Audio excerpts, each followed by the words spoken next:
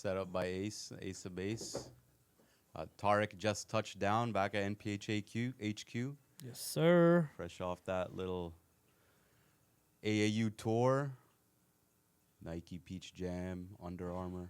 NBA Academy games. NBA That Academy. was interesting. Yeah. Came back just in time for CNIT. Obviously, NPH team getting ready for that, gearing up.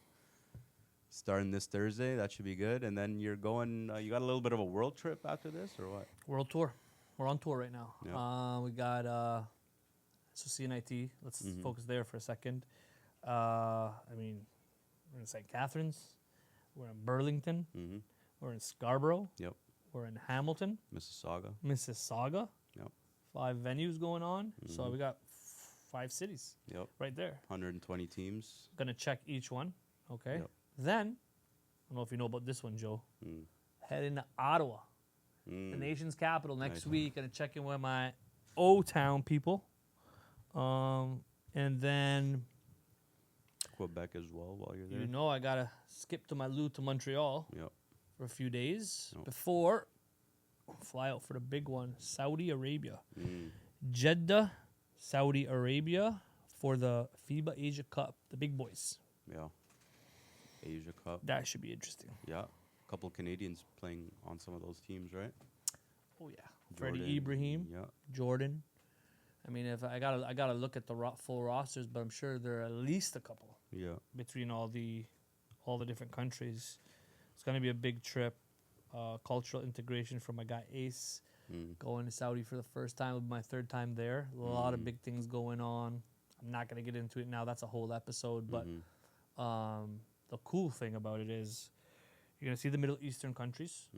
You're gonna get to see the Southeast Asian countries. So you're talking about Jordan, Lebanon, kind of the big dog Arab countries. Then you got obviously the host Saudi Arabia, Khalid Abdul-Jabbar, Canadian, Yeah. Mississauga, Ontario. But then you got like Philippines. Shout out to Ace. You got China. Yeah. And you know they're getting better and better each year. Yep. So I'm really excited to see these different, completely different cultures. Then you have Australia, who's a big dog in this on a global level. Yep. And you got New Zealand. So, I mean, think about it: Middle East, down under over there, in Australia area, New Zealand, and then you got the Southeast Asians. So it's like cultural integration, different styles of play.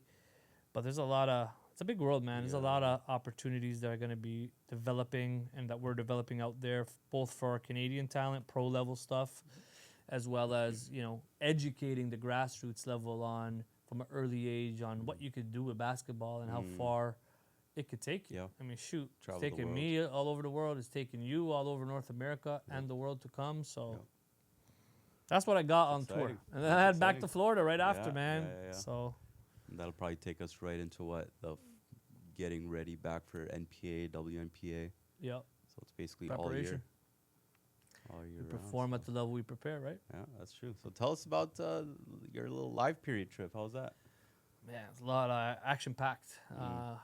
In the gyms, like at least probably 10 hours a day, because there's a lot of morning games, 8 a.m.s, 9 a.m.s. Started it in Atlanta. Was at the Under Armour circuit, and then it was at the NBA Academy games. So I'll start with Under Armour. Isaiah Hamilton. Yep. I mean, as you said, the summer of Isaiah Hamilton Yep. continues. They ended up winning. That whole team, right? Isaiah Brody Clark, Kenyon St. Louis. They won out. They did their thing. The UAA. They won the whole thing. So obviously that 15U group is special. Obviously Isaiah leads the crew, Hamilton, but a lot of other guys there for Loaded. college coaches Got, are trying to look out for. Sebastian, if I'm Sebastian not mistaken. Nador from Quebec. Yeah, monster. Senegal via Monster, Quebec. Yep. Lot of talent. So they took care of business there. Isaiah, I was telling you off record, you know, Isaiah, I think he's the best prospect, not just in the class, but he's the best Canadian prospect right now in the world, regardless of class. You put him, I think it's time for him, and I'm excited to see his debut in the NPA with Crestwood. It's time. Like, there's nothing left to prove at that age. It's time for him to play big Take boy the step up. basketball. It's going to be great for his development. He's going to be challenged. Mike Frazier up at Crestwood, going to be coaching him up. So that's the UAA circuit, but also learned about program out of British Columbia, Quebec QC Select, British Columbia, with originally from a program called 3D Basketball. They have some interesting prospects out west.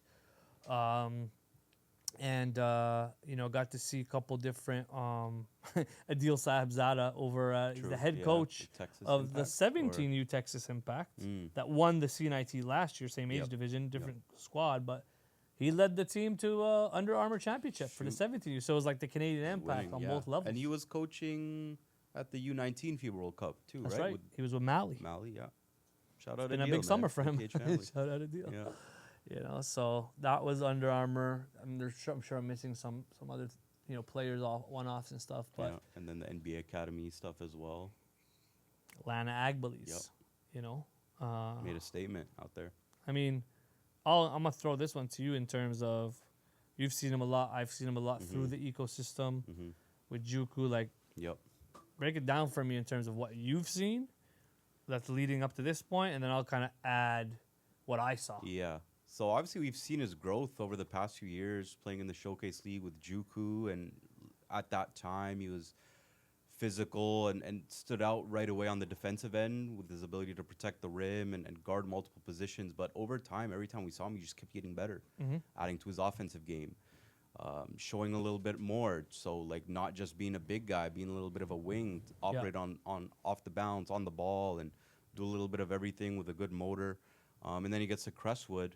And they played in the NPA. I felt like this Crestwood team was pretty talented to the point where you almost couldn't see guys' full potential because that team was so strong. They were so deep. They're one of the top teams. Early favorite to win but, at the same time, Lana showed a lot to his game. Again, not just a big man. Like, he has some upside as a wing that's 6'8", who can put it on the floor, who can finish at the rim. He can shoot it off the bounce, off the catch. He can just do so many great things. And with his tools, not a lot of guys have that with the combination of the motor, too. Yes. And you were telling me as he was going off with Monarchs at the NBA Academy, he's like, you said he's got some pro upside, man. So and he's got the tools. So putting it together, he's obviously going to be going the JUCO route as of right now. But 1 to 2 years, he could be a monster for sure. Yeah, I mean, we're looking for a D1 situation for him with the right fit. Working with Tyrone Bramble, his head coach, on that one. But basically, his intangibles combined with everything that you just mentioned is what make him a pro prospect. Yep. You mentioned his motor. He's coachable. He's a high IQ kid. He's a great kid. Yep. He's a good person. High academic, too. Academic. I mean, I told a couple of D1 coaches I was with over the last week, like, I'm disturbed that a kid like this. It's a good word to use. I'm disturbed. You know, like, if D1 coaches can't see that, you're not watching basketball. You don't understand the full story. And that's what we're working on, informing the coaches of, guiding them for, here's a kid that reminds me of, in terms of his pathway, and a little bit of playing style, but more the pathway, is Eugenio Marui. You know, and he, as a senior, had no offers. Then he eventually he actually blew up at CNIT, played with advantage, and then eventually got offered to Rutgers. He was going to go to Canisius, went to Rutgers, high major, and then did his thing there, transferred to Oregon, and the rest was history. Made it into the league. So I look at the similarities as far as motor. Pretty well-rounded skill set, can pass it, shoot it, attack it. Good size. Great size. He's actually taller than Eugene. Yeah. He's legit 6'7", 6'8". Yeah. And like you said, like the two-way ability, you could play at the level that you can defend, or you play the position that you can defend. And he can defend down near every position. At the D1 level, probably going to defend some 2s, 3s, and 4s. And maybe even some 5s, depending on the conference, right? Absolutely. If they need him, he's got it. And that's the thing. Nowadays, basketball is so positionless in a lot of ways. So having someone like him, who in some cases can maybe even guard 1 through 5, depending on certain matchups, and then offensively can do a little bit of inside-outside stuff too, and switch out on ball screens. You don't have to worry about him getting switched onto a guard and being too slow on his feet. He can move with those guys, but he can bang in the post as well. So his versatility, I think, is what's going to take him as far as it does, especially in today's game. So yeah, and at NPH, we always say versatility equals credibility. Right? That's true. So for staff and for on the floor and off the floor. And I want to challenge you on, Lana, and I have challenged you about a top 10 position, a potential top 5 position. Because if we're talking NBA prospects, NPH rankings history shows that if you're top 5, you're an NBA prospect. Yep. And we're gonna have some offline discussions as season comes to end. You're gonna go check out nationals. We're gonna see. We're gonna learn more. But then in August, we're gonna have that ranking conversation of the farewell to 2025. But we're also gonna get 26 and 27 and 28 ready. Yep. And I think that he could have earned a spot in the top 5 because what actually happened to NBA Academy was he got injured after the first game. Second game, he got sprained his ankle. I didn't think he was gonna play. I think he was gonna shut it down. He's already committed. He's a senior. Thought he was going to shut it down. He ends up playing. I don't know how he got on the floor. He should have been playing. If it was a doctor, would have told him to rest it. He basically emptied the tank, played like his life depended on it, which is how he plays in general. And he probably played on 50% sprained ankle, so he didn't have burst. Like, he was wobbling out there. He was. If you're watching it from him for the first time, he's like, okay, like, this guy's injured. Yeah. He absolutely emptied the tank. Had that highlight play where he blocked two different guys, both had dunk attempts in a matter of a 4-second span. So, like, over the years, I've seen Andrew Wiggins go against Julius Randle and Aaron Gordon, and I've seen Xavier Wraither Mays do different things in terms of his scoring capability. There's always been moments in the AAU circuit or even on the prep scene where you kind of career defining in a way. And I think what he did is enough to potentially be a career defining moment to change the trajectory of his career. He's currently committed to Eastern Florida JUCO, which is a great program. We've sent a ton of Canadian kids there over the years. But as far as Division I goes, he's a legitimate mid-major plus Division I talent that can impact the team, that could get you like 8 and 8, 8 points, 8 boards, a block, a steal as a freshman. That's what I believe. And, from there, it's like, and he's like a low maintenance guy. He doesn't need much to make an impact. Doesn't really need the ball much. Can play without it. Yeah. Just run transition, run the floor, or, screen setter, dunker position, even like little pick and pop, or just space the floor for you if you just want to go like 4 out, maybe even 5 out. Like, he's someone that can do that for you as well. So that's and I like how the Mississauga Monarchs with the NBA Academy games, they kind of gave him the green light to shine. Yeah. Nicholas Nair had a good outing as well. He also got injured. It was just like an injury bug. It was crazy. But, yeah, long story short, on that one, NBA Academy games, Lana Agbeles was the story. And maybe the story of the whole AAU could be a defining moment for his career. We'll see what happens in the next couple weeks. And then from there, we went to Peach Jam. We drove up 2.5 hours to North Augusta. A lot of guys, man. A lot of talent. Miles Sadler, Lewis Robinson, 2026, 2027 guys. Nice Bakari from British Columbia. Penn State commit. It was my really first. I'd be interested to hear your thoughts on him, but for me, it was my first true look at him. We're live, and he's got Kawhi Leonard mannerisms. He's a very bright student. He's like a 98% student. He's a thinker. You see him on the floor defensive. His pupils are like moving left, right, and center. Like, he's very aware of his surroundings. So great on the as a two-way player, as you mentioned, Penn State commit. Shoots it, 3-and-D type of guy. Shoots it, very athletic, defends, is a willing defender. Got a chance to see him for the first time. I mean, what did you think about him? Watching him over the circuit. I think he's got that interesting combination of being an upside guy. He's 6'6", athletic swingman, 19 shoe size. Wow. He's still trying to grow into that. He could even imagine he gets to 6'8", 6'9", but he's also polished at the same time. He shot it really well on the EYBL circuit from 3, shot a good percentage. And another low maintenance guy where he can either be a floor spacer or just run out in transition. Defensively can guard multiple positions, being a BC kid. So traditionally, I'm not surprised when you say he's a high academic kid, but usually those BC kids get a reputation of being a little too nice maybe. Yeah. So I would like to see some toughness from him and some grit. But if he can unlock that part of his game, then the sky's truly the limit. I think Penn State got a big one with him. And it's interesting. We've seen a few 2026s off the board already. Eli Jolene committed to Santa Clara, who did his thing on the Adidas circuit. Big steal. Anthony Punga, Cal State Fullerton. So it's good to see now, you take care of that. You play stress-free basketball, as they like to say, where, you get that commitment off the board and you just focus on developing and progressing. So that 26 class should be good. The 27 class should be really good. And the next few classes are looking up. So yeah, and I just wanted to add to Bakari tonight because he's under the tutelage of Dwayne Washington. Yeah. And Dwayne's done a phenomenal job of, you know, working with guys and really developing them. And I told him, I said, Dwayne, this is an interesting project for you. He's a BC kid. You haven't worked with a BC kid like this before. And their, you know, their makeup is different. Culturally, they're different. And there's some grit things that, in terms of, I saw as far as toughness goes, because composure is a sign of toughness. Yes. He's like, never too high, never too low. True. Yeah. Which is very interesting. That's what makes him Kawhi Leonard type special. Yeah. You know, and he's so intelligent. So, you know, under the guidance, you know, I think his trajectory is he could get, if he gets there all the way. You know, Dwayne just had Will Riley get there. You know, he was a kid that's come through the NPH ecosystem as well. But, you know, that's big for British Columbia. Yeah. You know, they've had Kelly Olynyk, Rob Sacre, and then previous generation was like Steve Nash. So they're due for one. Yeah.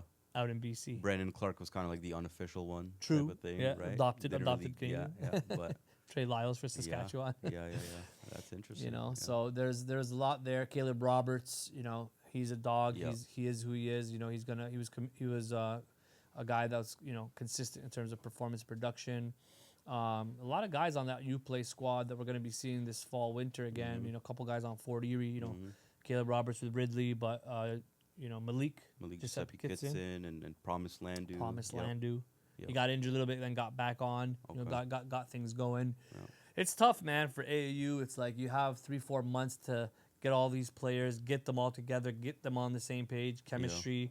But you know, there's definitely talent there on that roster. And then the one-off guys, you know, you have Dave Thomas, DT, former national team player, former pro, and former assistant coach at Michigan State. He has his son, Kingston Thomas. For the family, got a great look at him. He's at 2027, 6'5", going on 6'7" potentially. Great body, physical type of. He's guard wing. He's kind of transitioned to that full-time guard spot. He put up some numbers too. He had some big games. So there's him, and then, you know, he had Lyris Robinson for Arizona Unity on the 16U squad. He looked great, fully polished guy. He's still growing his game and getting physically stronger. But he had a great showing. Picked up about 5 offers. And I saw him last summer. When he was at the Under Armour circuit. And I was just like, man. All I needed to see was about a couple minutes of him, or one game really of him. I remember that last year. And I came back and told you, Joe, like this, we got a guy on our hands. And he's been producing ever since. So. And then you got Adam Baruch. Yep. Team United. Montreal kid, 6'8", kind of do it all type of guy. He's at Hamilton Heights this past year. So, you know, there's a lot of guys, man. I mean, I'm trying to see if I'm missing any. I'm sure I am. Abdulaziz Olajuwon. Boom. Evans Barning Jr. with Team Durant. Really? I didn't get a chance to see him. Tell me about him. He's with Team Durant on their 16U team, I believe. It's 2026 as well. Really? 6'5", 6'6" weighing. Yeah. So he's also Phelps School as well. Oh, wow. What's his name? Denisis. Evans Barning Jr. He had a pretty couple. So I saw some highlight stuff. Like you did some deep digging for that one. Wait, you didn't tell me you're holding out on me. I don't know if you told me about that one. I might have put it on. Oh, okay. I might have missed that one. Or you might have gone through the cracks. Team Durant. Because I actually watched Team Durant. They had that top-ranked American kid, Baba Tunde. Olatunde. So he's playing with him. So how good is he? Evans, I would say he's a mid-major guy. Yeah. You know, he didn't really put up crazy numbers, but obviously playing with that type of roster, he was able to kind of show some flashes of his ability. Where is he from originally? Good athlete, good frame. I believe he's a GTA kid. So okay, we're gonna have to dig deeper into that one. Interesting. 26 class. 26, yeah. And then there was Montague. I did see a little bit of him. The 28. Or 29 even. No, 28. 28 point guard, Keyshawn Montague's younger brother. Yeah. Oh, okay. Little guard, but tough, you know.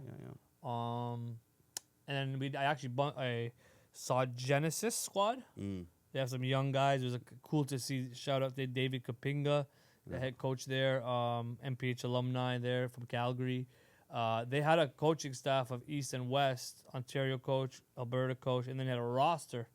It was a national roster, really. Kids from the West, the East, Atlantic Canada. A bunch of young guys, freshman types. Drop Off Elite did their thing. Young Bucks. Yeah. You know what I mean? I saw Dengangor, saw Tutu. What did you play 16s? Yeah. Tutu's growing, man. He's like almost 7 foot. Every time I see him, he's taller. I think he's taller than his brother Mariel. It's crazy. He might. I'm interested to see what he looks like this year. Javion Tyndale, Mount Bird, saw him.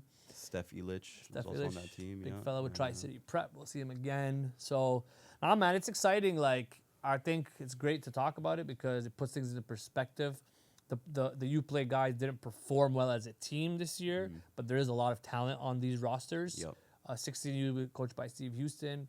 You know, they did their thing. But yeah, like it's gonna be interesting how they all develop. On the Canada Elite side, you know, they picked up the 15U chip. That was good. The Brookwood Elite guys on the Adidas circuit. You know, Eli Jolene, man, he's tough. Yeah, he is tough. He had another. Based on what I've seen and what I've heard, he had a defining moment where he ended his AAU circuit with a game winner. Oh wow! It was like a pass-in, layup, alley-oop layup type of thing to finish to win it. He's got something special to him, you know, like a Nick Stauskas type of mold who went as a lottery pick. I think this kid has a chance to be a pro.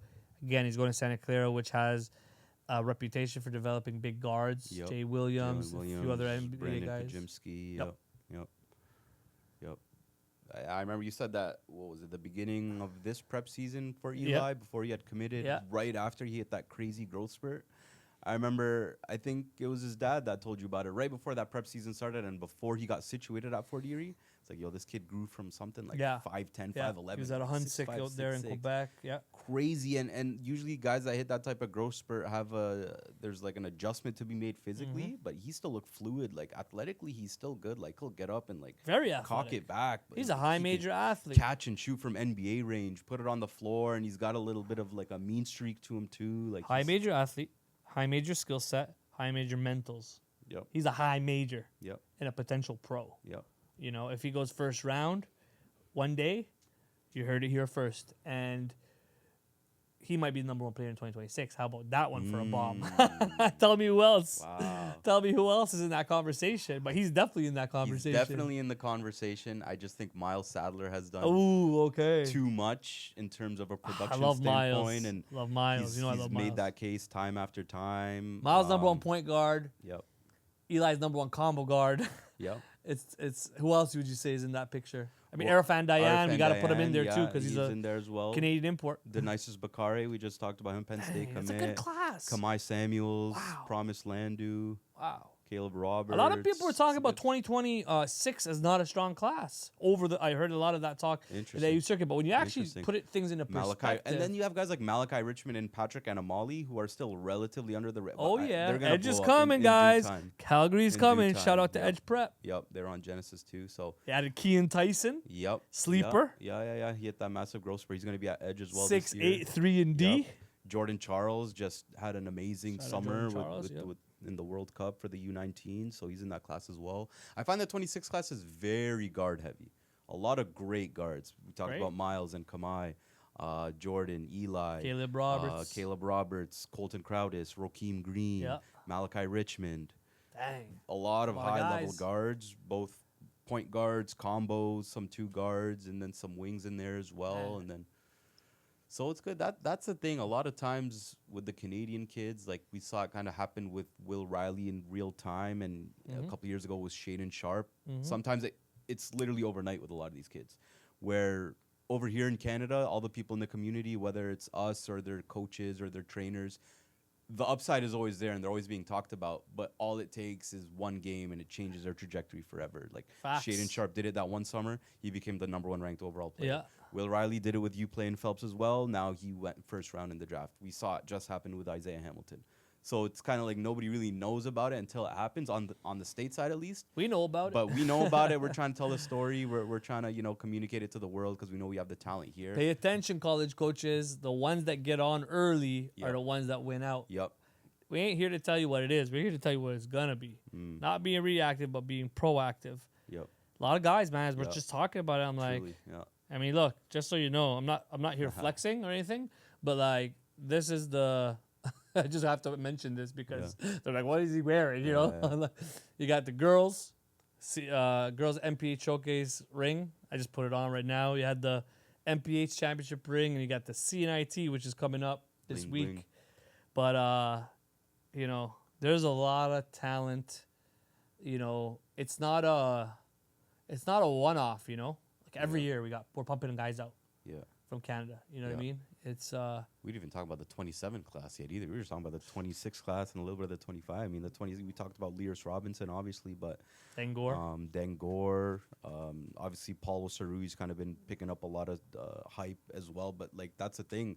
I think you said ESPN has him as like a top 5 guy or something in that class. I thought I saw him number 2 or something like that. But it's like obviously shout out to Paul and those guys, but a lot of high level guys in that same class that are just on the same level as him, right? Guys like Lears, guys like Stefan Illich, guys like Dengor, like you said.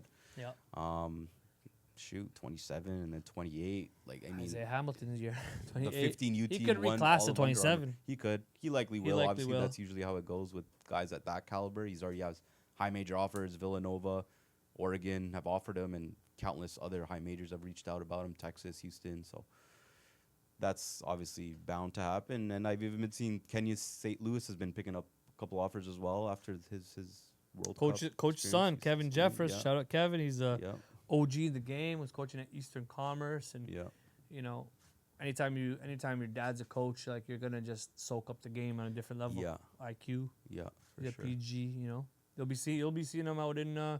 Some guys you'll be seeing in Toronto. Some guys you'll see in New Brunswick. For nationals, Canada basketball nationals. Yeah, interesting how they split it up this year. But yeah, there'll be Newfoundland and Labrador, actually. Apologies, Canada. Apologies. For the 17Us and the 15Us will be Ontario Tech. That's always a great event. You get to see the different provincial bodies: Team Ontario, Team Quebec, Team BC. Yeah. That's where a lot of the prep coaches in the NPA come to recruit that high level talent, because that's where you're gonna find a gem like. I remember seeing Promise Landu in 2023. Benedict Maturin for you, and we made that trip to Sherbrooke, Quebec, 7-hour drive, and I remember seeing Promise for the first time. I'm like, okay, this kid's definitely the best player on the court. We go find out after he was playing on the 17U team as a 15-year-old. So it's like, okay, something's here. I remember seeing Lou Dort. At RJ, it was Quebec. Lou Dort, Omax versus RJ Barrett, Andrew Nemhard. Wow. Wow. And they're all in the league right now. All in the league, like having serious impact. Lou was good, man. Yeah. Early, he was good. He was early and often. He's still good. Now he's a champion. Undeniable, yeah. It's funny how certain guys still get slept on for him going undrafted, because some people might overthink the whole positional identity thing, might be labeled a tweener, but if he can produce and he's impacting winning, that's like some things you got to just throw out the window, man. But that shows you also when it comes to like Quebec how underrated they are, under recruited they are, and that's something we're excited about changing. You know, we're expecting a transformational year this fall winter season at the NPH, because we're expanding. You know, we're building a Eastern Conference for Ottawa, Kingston, Ottawa, Gatineau.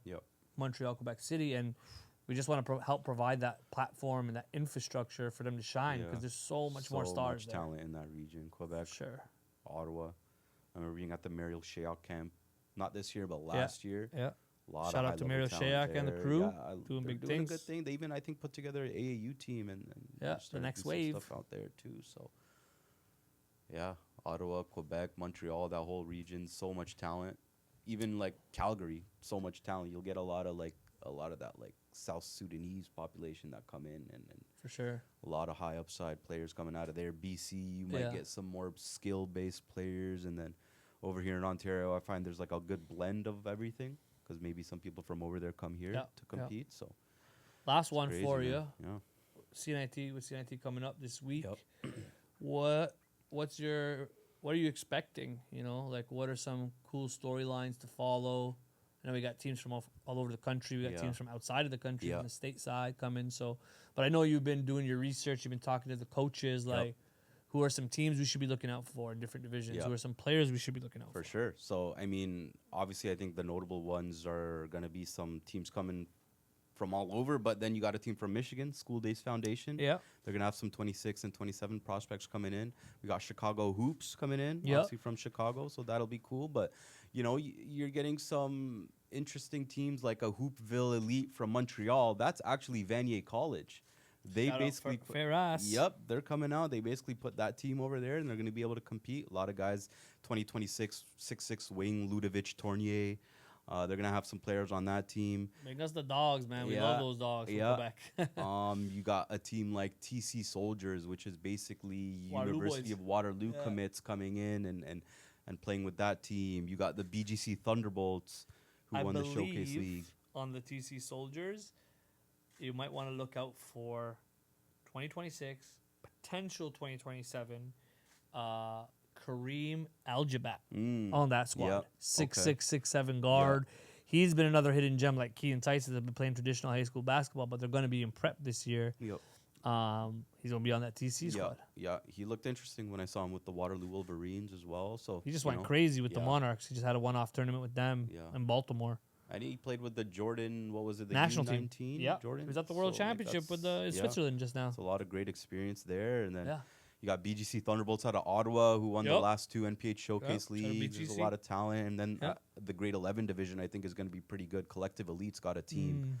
2027 Favor Nakemka is going to be playing there. 2027 Zach Downer is going to be on that team. Which squad is it? This is Collective Elite, grade 11. Yeah. So grade 11 division will be going on at Ridley College. Favor.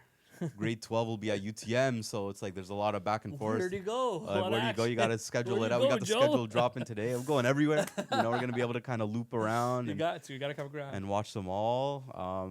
You got to tap in with the site managers, too, to give you the reports. Big time, You know what I mean? Like, we got eyes everywhere. We got eyes everywhere. Everyone's a scout at North Everybody's a scout. If you got 2 eyeballs, you're a scout. Exactly. Even if you got 1, you're a scout. Exactly. So it should be great, man. And, of course, 120 teams all the way from grade 6 division all the way to grade 12. So record number. We got the girls, CNIT, inaugural. Girls for the first time ever. We got to talk about the girls, man. Yeah. Listen, what we've done in the inside of a year, it took us 15 years to do on the guys' side, the boys' side. And we've now replicated on the women's side, from the women's NCAA scouting service to the WNPA. Fall and winter, we're going to have, CNITs are first ever. Girls CNIT. We just crowned the first league, Showcase League champs. And then fall, winter, we got the D1 Scholastic Division, D1 Junior Division. So the whole ecosystem now is being replicated for the girls. And there's a lot of talent. Yeah. Like, it's just like, Truly. you gotta talk about that talent. You got to give them a platform. You got to celebrate them, because then they grow. Well, one thing that I love about what we do is that, like, because I've seen it over years, like, the confidence that they develop when, you don't even know how good you are, young boy or young girl, like, but when you know you're him or when you know you're her, there's a lot of power in that. And when you know you're him, Joe Moussa, there's a lot of power in that. Yeah. You know what I'm saying? Yeah, for sure. So, gotta stand on that. Shoot. That's everything, man. That confidence and supporting them and support system, putting them on that platform. Just looking at the WNPA, obviously on the higher level, there was comparatively more high major talent in the WNPA than there was in the NPA. It was the first year we're just figuring it all out. Exactly. We're just like, who's who, what's so what. The talent on the girls' side is real. I find it's enjoyable just to appreciate the skill and the IQ that they play with, whereas the boys is going to be more obviously up and down, more athleticism. But that girls' side of it is real. CNIT's. Yeah, and I just want to say, shout out, Mike McHale. He's been he's taken on this role and evolved into this role as director of women's development. But also shout out Nana O. She's our league manager for the women's side. For the next future episodes, you're gonna see 2 women here talking about women's basketball. That's what we want to see. Yeah. As we're just trying to build the infrastructure for them, and the platform, so they have a place where they can all compete at a high level. Develop at a high level, and no politics. You know what I mean? Game speaks. That's what we're about. It's about performance. Yep. It's about performance. And it's about professionalism at NPH. If you got your game and you're putting in the work, you deserve to be celebrated. It's not about politics. It's been about politics in Canada for a very long time, and we do not like it. We want to change it. We want to transform it. We are transforming it. So a lot of things come in. We're excited about. I got here from Florida originally. And we got some things bubbling, man. Yeah. The Americans really appreciate what we're doing at North Pole Hoops, and they're excited about what's to come. So stay tuned on that. I'm going to give you the last word, Joe. Close this thing off, and let's get ready for CNIT. I'm about to do 100 push-ups. CNIT, July 24th to 27th. You do not want to miss it. We'll be at 5 locations scattered across from here in Burlington, Mississauga, St. Catharines at Ridley College. Scarborough, Hamilton. You do not want to miss it. You can catch it in person, or you can catch the broadcasted games live on Championship Sunday. You do not want to miss it. Stay tuned. Canadian basketball is on the rise. Lock in. Yes, Lock sir. in. Dogs only, baby.